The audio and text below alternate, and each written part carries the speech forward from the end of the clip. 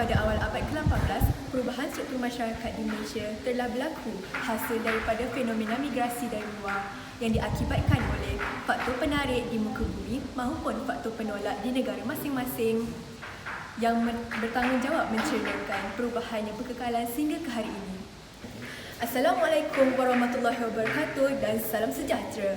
Media hari ini bersiaran langsung di Perpustakaan Al-Watiku Bil Kalam, Blok Utama Bangunan Perdana Terengganu. Sementara menunggu wawancara kita yang diadakan oleh Saudara Mustaqim, marilah kita bersama-sama mengimbas kembali apa yang berlaku semasa awal pembentukan. Kemasukan masyarakat Cina ke tanah Melayu menunjukkan bermulanya proses pembentukan masyarakat majmuk daripada pengaruh masyarakat Cina yang semakin bertambah. Pengaruh masyarakat Cina ke tanah Melayu juga telah mengubah corak dan sistem sosial alam Melayu dan juga masyarakat Melayu. Namun, apakah yang menyebabkan mereka bermigrasi ke tanah Melayu? Amal? Ya? Syah, boleh saya tanya sedikit? Boleh. Apakah yang menyebabkan kalian semua bermigrasi ke tanah Melayu? Kami di China menderita kerana kemiskinan. Kami ingin keluar daripada keadaan tersebut.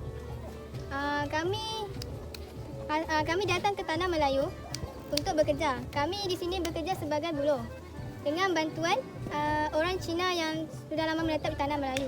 Terima kasih kerana memberi sedikit masa Amoy. So Amoy dah boleh Sisha. Okey, saya sambung kerja. Okey. Ya, begitulah kedatangan masyarakat Melayu ke masyarakat Cina ke tanah Melayu yang akhirnya telah membentuk satu masyarakat baru iaitu Baba Nyonya dan Cina Muslim. Seterusnya, pengaruh daripada Timur Tengah juga telah mengubah sedikit demi sedikit peradaban Melayu sehingga kini.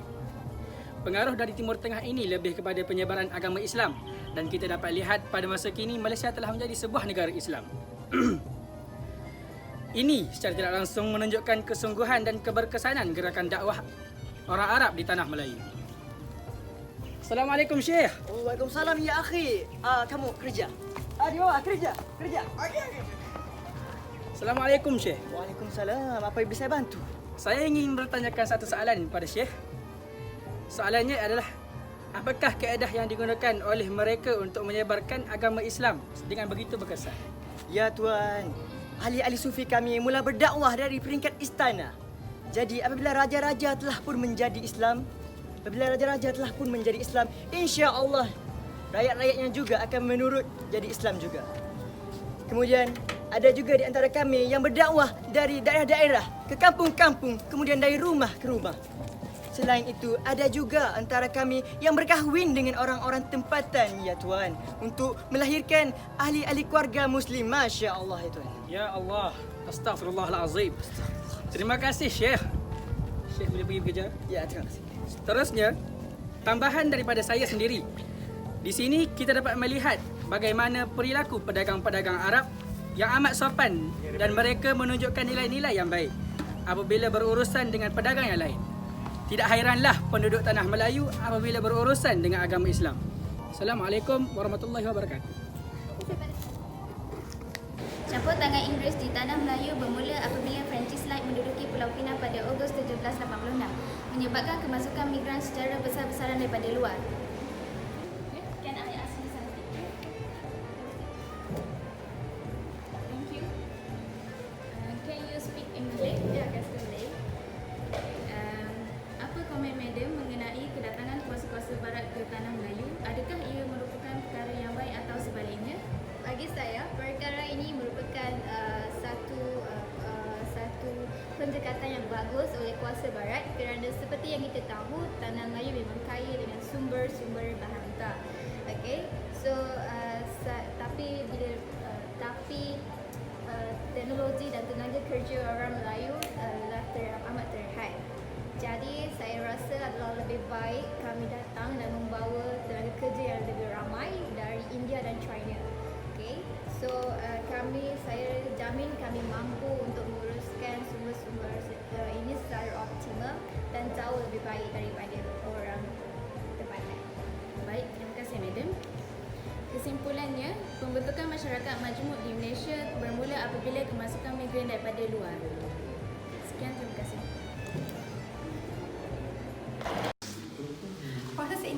kehabisan sehingga penjajahan British di tanah Melayu. Oleh itu, wujudlah masyarakat berbilang bangsa, ras, etnik, budaya dan bahasa di Malaysia.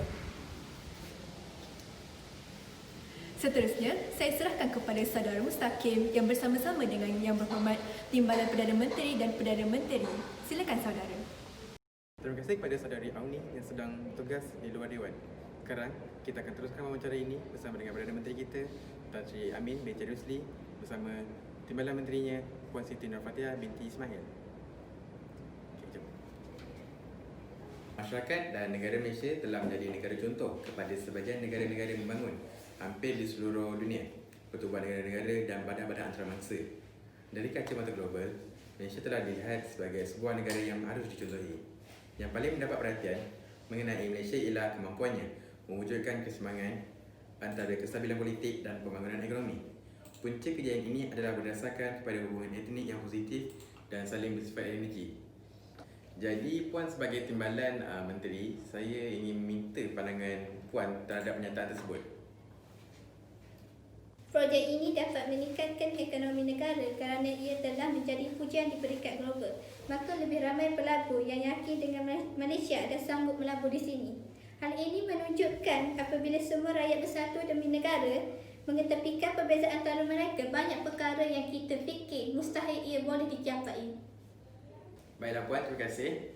Seterusnya saya ingin bertanya kepada Tan Sri sendiri. Boleh Tuan cadangkan cara untuk mengatasi permasalahan antara masyarakat majmuk, terutama yang berlaku dalam ekonomi dan perdagangan? Setelah melalui pelbagai pembahasan, kami memutuskan untuk melaksanakan strategi penyusunan semula masyarakat.